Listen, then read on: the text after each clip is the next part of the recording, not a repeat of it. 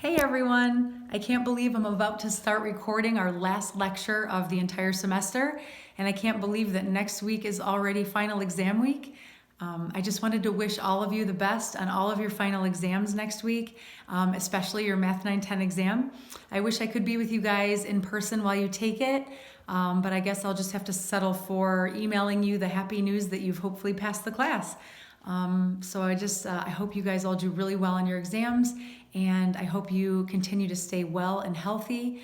And I wanted to thank all of you, each one of you, for making this semester a wonderful semester, really and truly. Even though it's been different, it's been a little crazy, and I definitely miss seeing you guys face to face. It has not been the same, but I really have appreciated your emails, your encouragement, your positive attitudes.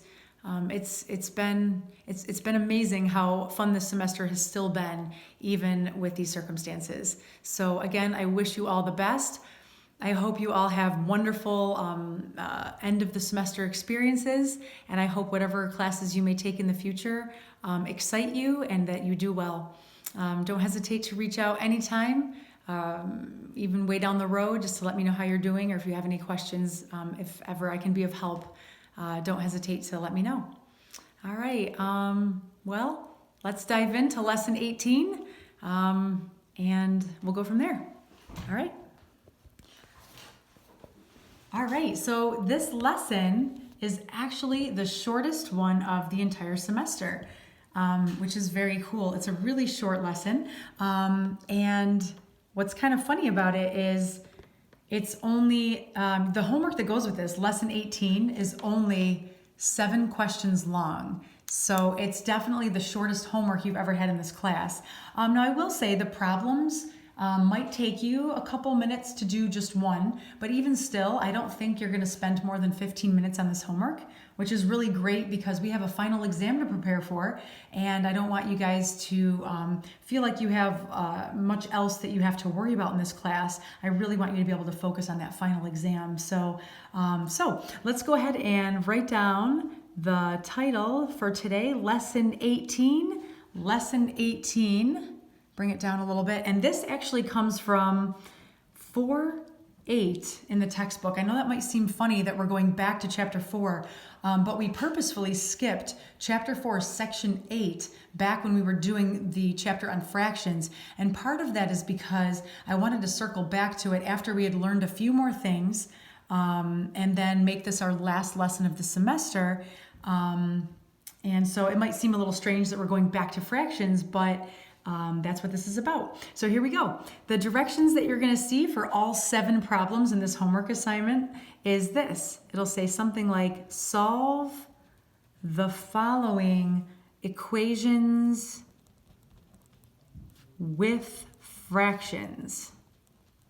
So every single one of these examples that we do and every single one of these homework questions that you have are going to be an equation with fractions involved. So they're a little tougher than just the equations that we did earlier on in the beginning of the semester. However, the good news is these are not multiple step equations. So there's good news and bad news. They're way shorter than some of the equations we've done in the past, but they do involve fractions, which sometimes can be annoying at the least, or difficult at worst. So let's take a look at some examples here. I'm actually going to do 7 examples with you guys. And they're not going to match perfectly the 7 examples that you'll have in your homework, but they're going to match up pretty closely to all 7 examples. I just want to make sure we cover all of our bases, and of course I want to make sure that we talk briefly about how to do some of these by hand and how to do these by using our calculators. Some of us have different preferences, and so I just want to make sure we kind of cover all of it. All right, so here's the first type of example you could see. X plus 1/9 equals -7/9. And again, we haven't solved equations in this class yet involving fractions. Unless you're counting proportions, we have done some proportions that are essentially equations, and we've had fractions involved in those. So you have had some experience, but not anything like this where it's set up as an equation for you and you have to solve for the variable. All right, so if you look at this first example here, You start the same way that you start all of your equations. You want to get x by itself. That's your end goal. And if you see here, you have a plus 1/9, and we have to get rid of that. You got to get x alone, so we have to get rid of the plus 1/9. So the only way to get rid of a positive 1/9 is to do the opposite sign, right? The opposite operation. So we're going to say, okay, minus 1/9 on both sides. Minus 1/9 on both sides. So if you have a positive 1/9, minus 1/9, those cancel. So all you have left now on the left side is your variable, is x. But on the right side, you have your negative 7/9, and then you've got this minus 1/9. All right, well, here's some good news for those of you wanting to do this by hand. If you want to do this by hand, notice the denominators are the same. Remember, you might recall those are called like denominators. And when that happens, you can just go ahead and combine your fractions together without having to do any converting of denominators. So here we have, well, let me go ahead and write the 9 right now. We know for sure the denominator is going to be 9 because whenever you're adding or subtracting two fractions with the same denominator, your answer is going to have the same denominator as those two fractions. So the 9 just carries over. However, we have to be careful here. We have a negative 7 minus 1, right? Negative 7 minus 1. And negative 7 minus 1 is negative 8. So your final answer is x equals negative 8/9. Remember, you're allowed to put this negative sign in front of the fraction bar, or you can put it in front of the 8, or you can put it in front of the 9. But what you don't want to do is have two negatives somewhere in your answer, because if you do, then that actually turns it into a positive. So you want to be careful and just put that negative in one place in your answer. By the way, you can check all of these even though they're fractions, just like you check any old equation. You could take this answer, you could plug it back into the original and say, well, let me check it. Let me check myself. I've got negative 8/9 plus 1/9. Well, that does give you negative 7/9. So that checks out. You don't have to check, but you can. I think in the homework, I think for like every single one of the 7 problems, it says solve and check. But of course, you do not have to do that. They're just encouraging you to do it. And if it was an exam, especially like the final exam, you may want to take the time to do that. And by the way, while we're talking about the final exam, I'll just go ahead and tell you from this lesson, this very short lesson today, there is going to be one question on the final exam that is over this lesson today. So I do want to make sure that you guys get that right. I think your final exam is going to be 48 questions long. So every question does matter. Every question is worth a little more than 2 points. And when your final exam is worth 50% of your grade, 2 points matters a lot. So I do want to make sure that, again, we cover every type of problem you could see in this lesson. Okay, next problem. Here we go. X minus 8/13 equals negative 2/13. All right. So there we go. Here's our next question, our next equation. So we're going to solve this. We have to get x by itself again. And we've got this minus 8/13 in the way. We have to get rid of that. The only way to get rid of a minus 8/13 is to add, to do the opposite operation, right? Add 8/13, add 8/13, so that cancels. So now we have x equals, I might have to extend that a little bit, x equals negative 2/13 from up here plus the 8/13 that we've added to both sides. So now we have this. Again, you could do this one pretty easily without a calculator because you have common denominators. So you know your answer is going to have a 13 in the denominator, which is very nice because your two fractions here that you were adding have 13s. And so then you just go ahead and add or subtract the numerators. So negative 2 plus 8 is 6. Now I should mention here, just as always, if your answer can be simplified, you have to simplify it. But I just went ahead and circled it because is there anything you can take out of a 6 and a 13? Can you divide anything from 6 and 13 that other than 1? And the answer is no, so you can't simplify that. So your final answer is actually just 6/13. For those of you just wanting to use a calculator, by the way, feel free to do that for this entire lesson. So like right here, all you would have to do is put in, negative 2 ABC 13 plus 8 ABC 13, hit equals, and it should give you 6/13. Remember, as always, if ever it gives you a decimal or something like that, you can very easily go from a decimal to a fraction on your calculator as well. So again, just kind of play around with your calculator, try to figure it out before you get to the final exam. Maybe while you're doing the homework, try to figure out how your calculator works, and so that when you get to that one question on the final, you won't have to worry about learning how to use your calculator for these problems. All right, how about one like this? X minus 3/4 equals 1/20. X minus 3/4 equals 1/20. All right, this one is going to be a little bit tougher than the last two, and I think you can maybe even see why right now. For those of you who are looking at those denominators and realizing those are different numbers, great job noticing that, because that is what's going to make this more difficult if you're doing it by hand. If you're using a calculator, that will not matter. So again, you want to get X by itself, so you have a minus 3/4. So to get rid of minus 3/4, we have to add 3/4 to both sides, so those cancel. So now we have X equals 1/20 plus 3/4. All right, so here's where you could either take your calculator, of course, and do 1 ABC 20 plus 3 ABC 4, hit equals, and your calculator should not only give you the answer, but it should give you the simplified answer all the way. If it doesn't do that, then you may have to go through one or two more steps on your calculator. We've talked about this before. Or you are welcome to do it by hand. That is up to you. If you want to do it by hand, I'll kind of do some work over here in the corner. I'll do it kind of quickly. But if you're interested in doing this by hand, remember, you have to look at the two denominators and say, okay, what's the lowest number? You want to try to get the lowest number that both of these numbers evenly go into. Well, the answer is 20, right? 20 goes into itself one time. 4 goes into 20 5 times. So what we have to do is convert this fraction right here.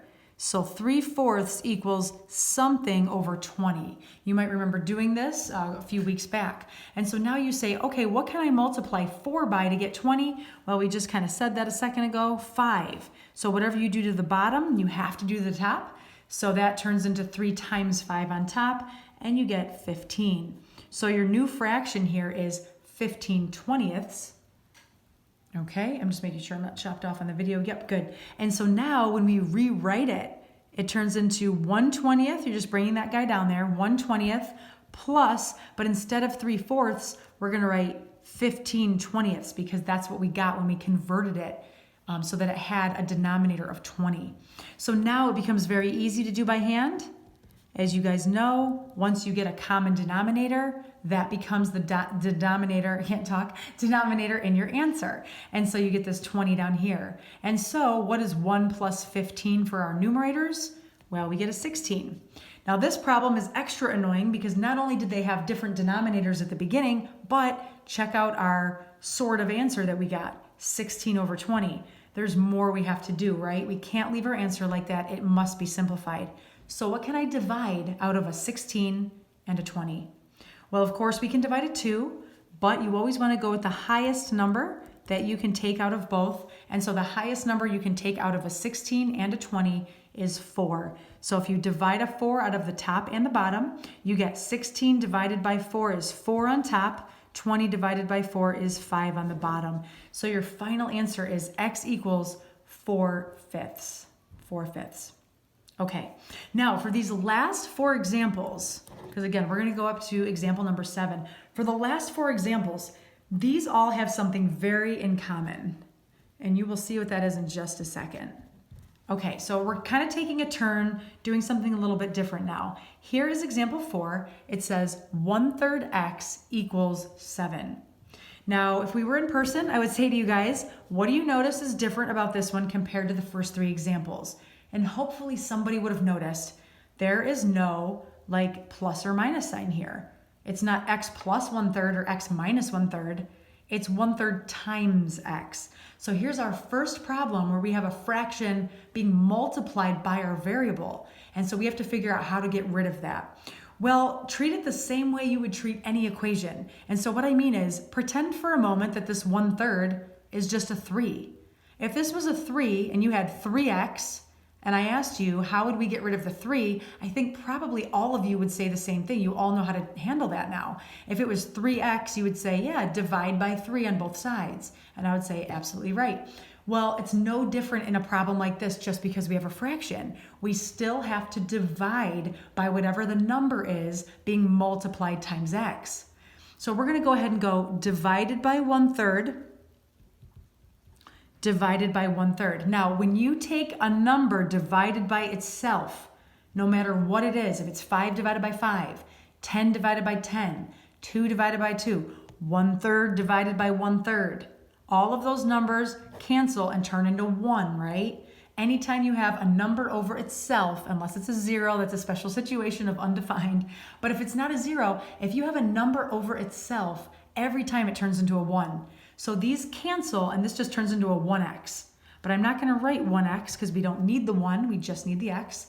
So I just wanted to show you that that's why they cancel there. And so here's what we're left with. 7 divided by 1/3. By the way, be very careful with the order here. If you accidentally wrote 1/3 divided by 7 here, it would mess you up. It would give you the wrong answer. So make sure you keep whatever number was on the other side first, then divided by whatever the fraction is or whatever that number is in front of x. That goes after the divided by symbol. Now, hopefully you also remember this, how to divide with fractions. I think we talked about it kind of recently in a lesson, but I know we talked about it several weeks ago. If you're dividing by a fraction, that's the same thing as multiplying by its reciprocal, which means you flip the top and bottom of only the second fraction. So since we're dealing with fractions, I'm going to turn this 7 into a 7/1. I'm going to make it a fraction. I'm going to change my division symbol to a multiplication, and I'm going to flip that second fraction. I'm going to write the reciprocal, 3/1. Now again, if you were using a calculator back here, I would just go 7 divided by 1 ABC3, hit equals, and it should give you the final answer, really. But if you're trying to do things by hand, especially for those of you interested in taking the placement exam again at some point, this is good practice. So we went ahead and we put 7/1, we changed division to multiplication, and we flipped just the second fraction. And so now, hopefully you remember, when you multiply fractions, all you do is multiply straight across the top, straight across the bottom. So 7 times 3 is 21, over 1 times 1 is 1.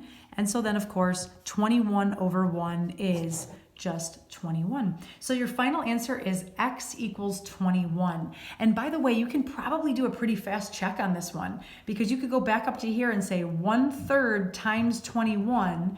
Times means the same thing as of in math. So really you're saying, what's 1/3 of 21? Well, it's 7. That makes sense, right? 1/3 of 21 is 7, because if you do 7 plus 7 plus 7, you get 21. So that's kind of an easy one that you could check almost really without a calculator, but of course feel free to use one as well. All right, so that's our first example where we had multiplication happening with our variable and involving fractions. Notice what we did on both sides. We ended up right here on this step, we ended up multiply by the reciprocal. And there's a reason why I'm writing this down, because we're going to come back to that for the rest of our problems for today. Examples 5 through 7 are all going to look like this. So you're just going to end up multiplying by the reciprocal, and that can save you from having to write some of these other steps. So I'll show you what I mean right now. Actually, I'll show you what I mean for example number 5. So let's go ahead and write that down. Example 5. Bring it down a little bit. Okay. So it looks like this, 3/5 A equals 9. All right, so I changed the variable on you. I'm putting an A in there, but again, of course, you guys know that does not matter. It does not matter what your variable is. By the way, in the homework, I did notice as I was kind of going through things, there's a chance they could give you a problem where your variable is on the right side, but you guys know how to handle that. That's the same as if it's on the left. It does not matter. So if this problem would have said 9 equals 3/5 A, you just handle it the same exact way you would handle it written in this order. Hopefully you guys remember that it does not matter which side your variable is on. All right, so here's another example where we have a fraction attached to our variable, and we have to get rid of that fraction, that 3/5. So the only way to do it is to divide both sides by 3/5. But can't we go ahead maybe and skip a step where I'm showing all that work where I go divided by 3/5, divided by 3/5, and then I rewrite it. Let's just skip to the part where we multiply both sides by reciprocal. Okay, so anytime you see a situation where you have like a fraction being multiplied times your variable and you need to get rid of that fraction, you're on that step, you don't really need to write divide by 3/5, divide by 3/5, because in the very next step, you're always going to say, okay, it's whatever's over here times the reciprocal. And so we're just going to skip right to that step for the rest of these problems just to save ourselves a little bit of writing. So it turns into A equals, okay, because A is going to be by itself now, whatever's on the right side of the equation, 9, and I'm going to put it over 1, right, times, because remember, you're multiplying by the reciprocal, times this reciprocal, not 3/5, but instead 5/3. Remember, you're flipping the 3 and the 5.